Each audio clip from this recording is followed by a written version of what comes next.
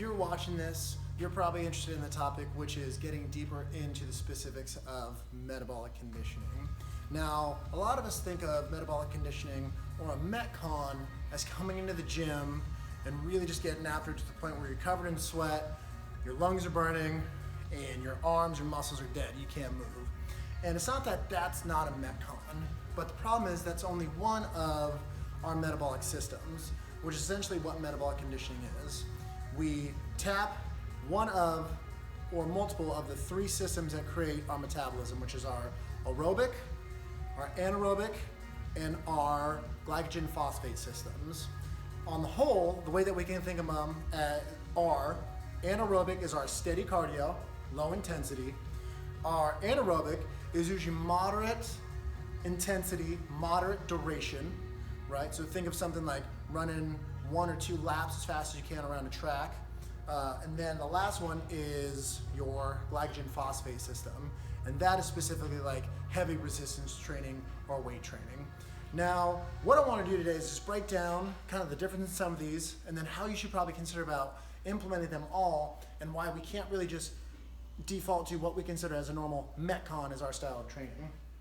Starting over here at the right, this is our anaerobic system. And again, that's our moderate duration, moderate intensity. When we're looking at this, we've got our red graph, which is our absolute intensity, our phosphate system. Right here, the blue graph we're focused on is our anaerobic, and the black is our aerobic. Now, when we train these systems, they do affect each other to a certain extent. Now, when we come in and when we do what we would consider a traditional Metcon, which is anaerobic training, this is essentially what happens. If we're looking at this graph, this dotted blue line at the very bottom is kind of someone's pace. When you come in, you're new to training and you're getting back into it, you want to lose weight, you want to get stronger, any of the goals that we have in the fitness arena. Well, we train for a while and we raise that bar a little bit more, we raise it a little bit more, and we raise it a little bit more. Until we will hit a plateau in anaerobic training. Not to get into the science of it, but due to a buildup of certain muscle tissues, of certain metabolic pathways, as well as biochemical markers, it's tough to really raise this graph on its own. But when we do raise this graph, we also have a slight increase in our strength and our general cardio. But again, those are for folks that are starting off at this base level. So we can come up and hit a ceiling where our anaerobic capacity is at a max, but then we just have a small increase in our aerobic and our phosphate systems. When we're thinking about this style of training, it's things like longer circuits, kind of like in a boot camp style, high intensity interval circuits, like HIIT training, an EMOM every minute on the minute if the work intervals are taking usually more than about 30 seconds and you're resting for 30 or less seconds. And then like a chipper, something that takes around 2, 3, 5 minutes. Honestly, if you're in shape, up to like 8 and 10 minutes, that can still be aerobic for the well-trained individual. Specifically, we're thinking about when it comes down to our anaerobic system, we look at our heart rate, and it will be a heart rate above 70 and right around 90%. That's usually a sign that you're working hard in the anaerobic system. And again, it's not bad, but a lot of people focus on this when they think Metcon, they come to the gym, and the only takeaway home with this is we can train it, and it's great. 2 or 3 times a week is usually more than enough, but you will hit a ceiling, and your increase in your steady cardio, as well as your high intensity training, your phosphate system, those won't increase with them. So what do? We look at our other systems. Over here, we have the phosphate system. This is our aerobic system. So our aerobic system is this long black line here. If we look, this line starts right around the same size as this black line over here.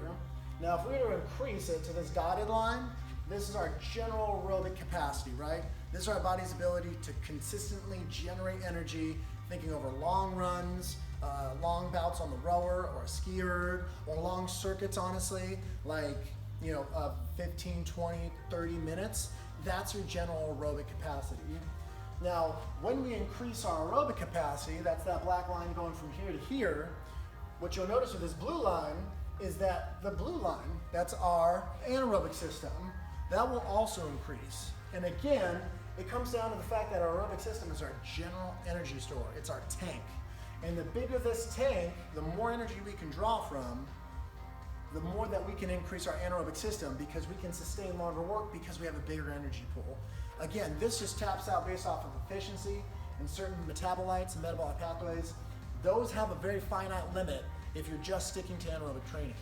But if we start to increase our aerobic base with aerobic training, and those are things like steady state cardio, low intensity, long circuits, long duration, low intensity circuits, and we're thinking about our heart rate being around 65 to 75%, it's relatively low. For most of us, that's around 120, 140 beats per minute, and that's fine, because we're trying to increase this energy well.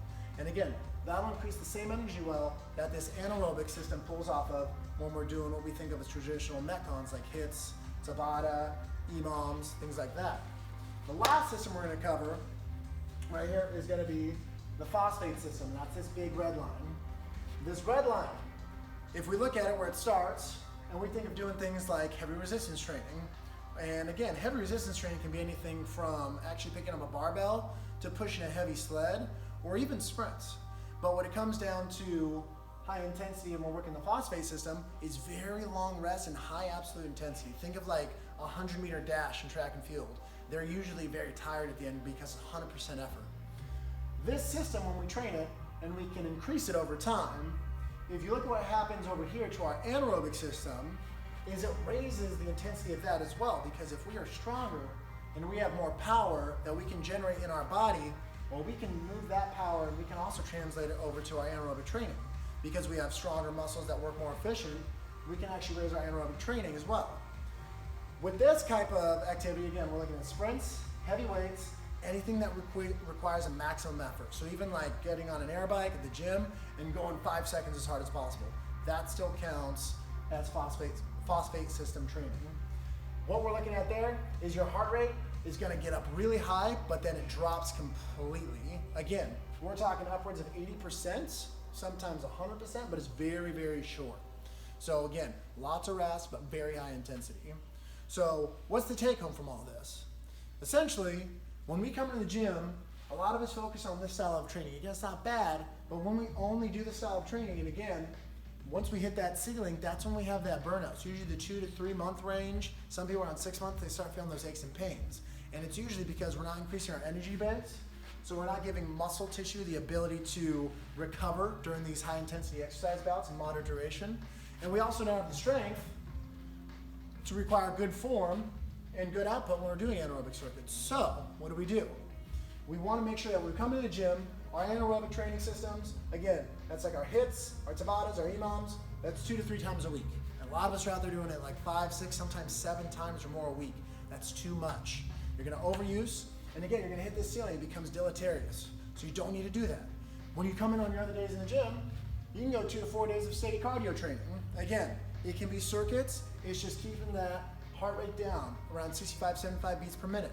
Be everything from sled pushes to bear crawls, to farmer's walks, to riding the bike, to walking upstairs. Again, it's just that heart rate, and it's a longer duration. We're talking probably around 10, 20, 30 minutes or more. Personally, I do it around 2 times a week at about 60 minutes. And then the last part of this is our phosphate system, which is that maximum effort, right? Now, lifting weights is hard. I'm not saying that you have to lift weights, but just something that requires maximum effort. And that's, again, only 2 to 3 times a week is more than enough. A lot of the people that I work with, right, they only come in 2 times a week. Myself, usually I only go 3 times a week of heavy resistance training, and that's more than enough because I mix up these other days. And I do recommend that if you're coming in and if you're newer to training, only pick one of these to do a day. If we do 2 of each of these, and that's a 6-day training regimen. So you're working out every day of the week, and you can work out extra days of the week. But I recommend adding a cardio day or a high intensity day, a phosphate system day, as opposed to just more anaerobic system days, because you can tap out on this. But your cardio base and your intensity base have a lot more room to grow, and that will help with that anaerobic system too, which is a lot of us like to do. They come in and they're fun. It's usually a group workout style, and that's great. But we want to get the most out of it, and we want to be safe when doing so. So, if anybody has any questions on this, please feel free to message me or email me. I'm more than happy to help. This is what I do, and I'm here to give you guys any other insight that you want. Just let me know. Good luck.